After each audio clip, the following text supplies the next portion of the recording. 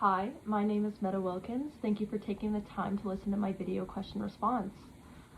For the first question, what inspired me to want to become a nurse, is that I've seen nursing my whole life. My mom is a nurse as well as my sister, and they have shown me what it means to care for others selflessly and instilled the drive in me to want to become a nurse. In 2020, I joined the Army National Guard as a combat medic, and I've been on the evacuation side all the way to the treatment side of care. I also have been an EMT and most recently an emergency department tech. These jobs have furthered my desire to grow and have shown me that I want to continue to pursue higher education in medicine, as I have seen the impact good healthcare providers have. I believe I would be a good fit as I can handle myself under pressure and remain calm and collected in a stressful environment. A personal story that helped shape my decision to become a nurse was the care and compassion shown to me when I was injured. When I was 12, I started having really bad stomach pain to the point where I couldn't move and no one could figure out what was wrong with me. This led to a lot of hospital visits and emotions were definitely running high. The only thing that made it bearable were the nurses that took time to get me food, warm blankets, and anything I needed. To this day, I still think about those nurses, and I would love to be that, a comforting presence in someone's life that helps a patient make it through a tough time. What this experience showed me about patient care is that you as a nurse have to have a big heart and truly care about the outcomes of your patients.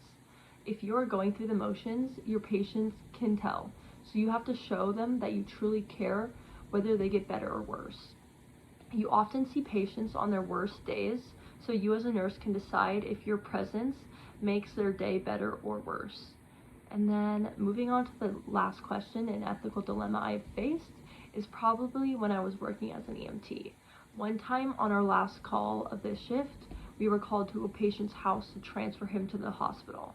When we got there, our stretcher couldn't fit, so we had to call for backup. They arrived 20 minutes later and helped us move the patient into our ambulance. Once done, they grabbed the patient's extra equipment he needed, such as his sling, and said they would meet us at the hospital. There must have been some miscommunication because when we got there, they were not there and they didn't arrive later. We got the patient situated and in the hospital, but the other crew still didn't arrive. We were over our shift by an hour and had to make a choice. Do we leave and clock out and make it someone else's problem, or do we track down the other crew and get his supplies? We decided to stay and try and find the other crew, as that was the right thing to do.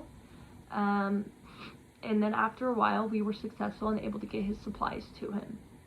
From this situation, I learned that you have to be flexible and willing to put your patient's needs above your own. If this situation happened again, I would probably do the same thing because that is the right thing. However, I might have tried to think ahead and take the extra supplies myself.